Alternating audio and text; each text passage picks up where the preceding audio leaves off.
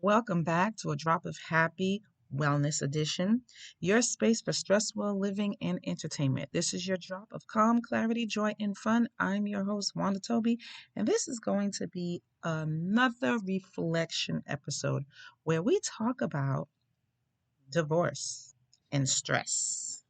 So, in the list of life's most stressful events, this is on the Raw Home Stress Scale. I've talked about it before. If you Google stress scales, you will find it. Basically, it's a scale that asks you all these list all these life events, and then after you pick what you've experienced, it gives you a score, and the predictor is due to these life experiences that happen, you will find yourself either in the hospital or having some type of reaction that's like related to chronic stress. And on that scale, divorce is numero dos. It is ranked right behind death of a spouse. So when you decide to connect your life with somebody else and you plan a future and you take it seriously, that separation can be very devastating, not to mention everything that leads up to that situation, right? All the ramp up that leads, because who knows what's going on. So Gayle King, she was on a podcast and she talked about catching her husband cheating red-handed, which definitely was like a ramp up thing, right? She was on Call Her Daddy podcast and she kind of retold how she got home and caught her husband fresh out the shower with someone who she thought was a friend or considered was a friend. So in this situation, like, not only was she dealing with the shock of this man, his name was William, well, he's still alive. I guess he's still alive. William Bumpus. Not only are you caught up with, whoa, I just caught this man cheating, but you had to learn that it was with somebody that you had some level of trust with. They've been married for 11 years and eventually they did end up getting a divorce, like after all that debacle. And what got her through the ordeal was kind of reaching out to friends and having people to lean on. Of course, she had to be like, oh, I immediately called my BFF, which, is Oprah. And really anybody in that situation would do, whether it's your best friend, whether it's your sister, your mom, your confidant, whoever, you're reaching out to somebody. I am immediately phoning a friend because I may need somebody to talk me down from the ledge, talk me from doing something absolutely crazy that would really only make matters worse because I don't know what I would be thinking or how I would be feeling or the rash things I would want to do. So, divorce and all the things leading up to it can be a huge impact.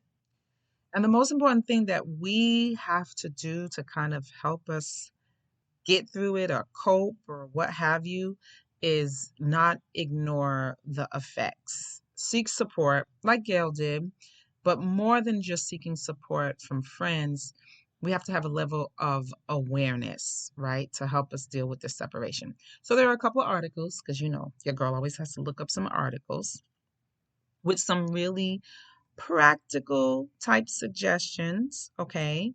Mental Health America provides some practical tips to cope through separation and divorce. That's what the article is called, Coping with Separation and Divorce. And interestingly enough, right, a lot of these suggestions are the things that should already be in your stress management toolbox. Like, these are things you should already have at your arsenal to help you. Because what's my thing is using what you got to get through what you got going on. So they are aligned with overall stress management. So the article has suggestions like, and these are just to name a few, and of course it goes into more detail, and I also have it linked. But allow yourself to have different feelings. It's okay. You are going to have a lot of different feelings, a lot of different emotions, and really allowing yourself to have them. not beating yourself up about them. Give yourself a break, not beating yourself up about anything that you're going through. Connect with your support network. Don't let yourself go. Take care of yourself by remembering self-care. And that could be emotionally, physically, getting up and making yourself look good, smell good, all that. Don't let yourself go. Because sometimes I guess divorce can make you feel like you were worthless, or make you feel like there's some guilt associated with that. So remembering to take care of yourself in all the ways. Again, the article definitely goes in more details. Explore your interests, right? Because sometimes your life can drastically change from the things that you used to do in this relationship.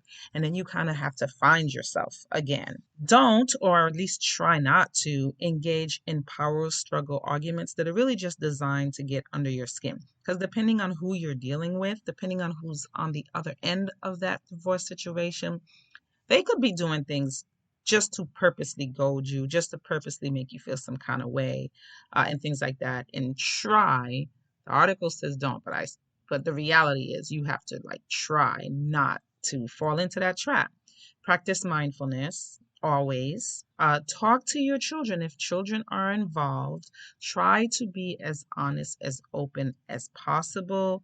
And again, if children are involved, because their life has been upended as well, try your best to maintain some routine, some stability, or to create that where some gaps may arise. Again, the article has other practical tips. These are just a few of them, and I have linked it. The other article I have is from Psychology Today, and uh, don't judge me. I love a good Psychology Today article because they're pretty clear, they're pretty straightforward. I feel like they're written for regular folks to understand and connect. So, for the most part, they usually have pretty good articles and things like that. So, this one is how to manage the big emotions of divorce and stay calm. It talks about another way to manage your stress, right, is to learn how to manage the emotions, because you will have a lot of them. That's the one thing that's consistent in both these articles, right? You will be having a lot of feelings and going through a lot of things. And one way to help is to kind of manage your emotions. And that, of course, helps manage your stress. So this article just kind of talks about the different emotions that you would go through, because losing someone in that way kind of also triggers like the grief stages. Because while they're not physically gone, the future that you thought you would have with them is no longer. And usually you will be mourning that. You'll be mourning that thing that you expected, you relied on, and now poof, it's gone. So this article goes through some of the emotions people may experience, like shock, guilt, grief, anxiety, fear, just to name a few. And it makes some suggestions to help progress through them. Uh, I'll add that you have to go through them, right? Please, please, please. I've said this before. Please, please, please. And this is just in general. Like, we want to not feel how we're feeling because it may hurt, it may be painful. Like, we want to run from the emotions, engage in habits that help us ignore the emotions, mask them, uh, drug the emotions, everything but go through them and deal with them. Again, this is not only in this situation, but it's just when we have to deal with painful things. And the only way that we will build resilience is to address them. So please, please, please, please, please, please, let's do that instead of pretending like everything's all good and they're not there. So, other tips on what to do when dealing with these varied emotions and up and down. These are really, really streamlined that I pulled. Please read the article, but stop, pause, and breathe. Again, should be in your arsenal anyway, but you have to be mindful. You have to remind yourself to do these things, right? Because we don't be remembering. We just used to getting things done and go, go, going. So we don't remember to stop, pause, and breathe. Focus on basic healthy habits. Basic healthy habits like what, might you ask? Things like getting enough sleep, going for a walk, getting fresh air, taking a shower, changing, seeking emotional support, taking care of yourself, eating healthy foods. And sometimes that may mean you have to like shift because maybe you weren't engaging in those habits before, right? But hey, why not? It's a good time to shift, right? Learn to forgive yourself. Some of these themes are overlapping, right? Learn to forgive yourself, learn to love yourself. See professional help or counsel if you need it. Seek professional help or counsel if you need it. You don't have to go at it alone. Engage in positive self talk because sometimes going through all this, you might feel bad about yourself, thinking that you didn't succeed and you brought it upon yourself, and why. It's a lot of that. So we have to flip that, engage in positive self talk, and see the successes that you had in the situation and things like that. Again, some basic suggestions. Read the articles. This is definitely not end all be all to help getting through, right?